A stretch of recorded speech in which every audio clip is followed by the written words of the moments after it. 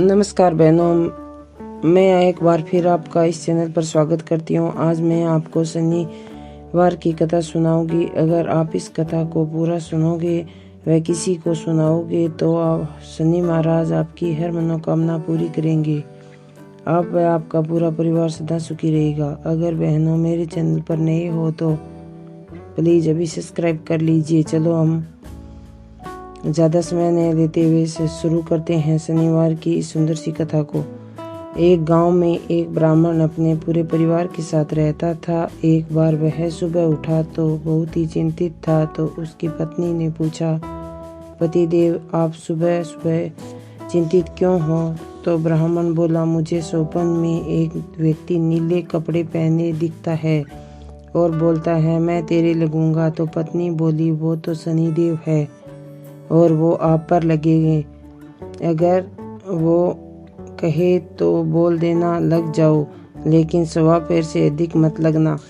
फिर रात को ब्राह्मण सो गया तो रात को वो ही नीले कपड़े पहने व्यक्ति आया और बोला मैं तुझे लगूंगा। तो ब्राह्मण ने कहा लग जाओ। तो शनिदेव ने कहा मैं तुझे 7 साल के लिए लगूंगा। तो ब्राह्मण ने कहा नहीं, इतना नहीं झेल सकता। तो शनिदेव बोले 4 साल के लिए। तो ब्राह्मण बोला नहीं।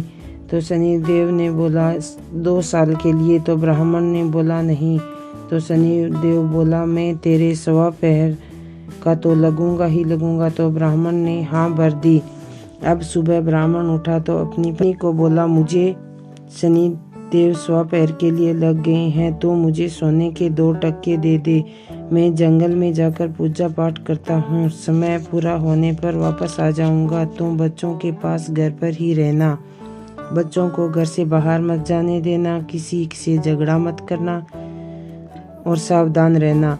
इतना कहकर वो ब्राह्मण जंगल की ओर चल पड़ा और जंगल में जाकर एक पहर की पूजा पूरी करके सोचने लगा कि बाकी पहर का समय तो रास्ते में ही निकल जाएगा। ऐसा सोचकर पूरे सवा पैर पूजा करे बिना ही घर की ओर चल पड़ा। तो शनिदेव ने रास्ते में मतीरे लगा दिए। तो ब्राह्मण ने खेत के मालिक को आवाज लगाई, लेकिन वो नहीं आया। तो उसकी बिना अनुमति के ही 2 मतीरे थैले में डाल लिए और वह चल पड़ा। तो शनिदेव राजा के सैनिकों का रूप धारण करके उस ब्राह्मण को पकड़ लिया और बोले, तेरे थैले में क्या है?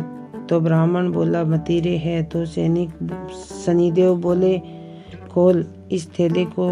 तो ब्राह्मण ने थैला खोला तो इसमें 2 राजा के बेटों के सिर दिखे।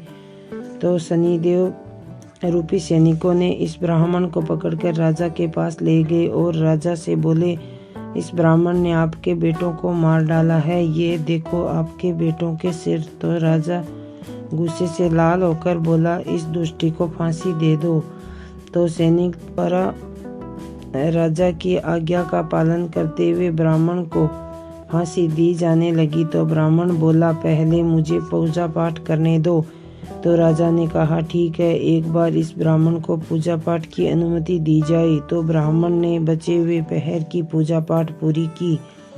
तब तक राजा के दोनों बेटे शिकार से सकुशल लौट आए। तो राजा आश्चर्यजनक रह गया और बोला, ये क्या चमत्कार हो गया है? मेरे बेटे तो अभी जिंदा है। और ब्राह्मण से बोला, तूने पूजा में क्या जादू टोना किया था?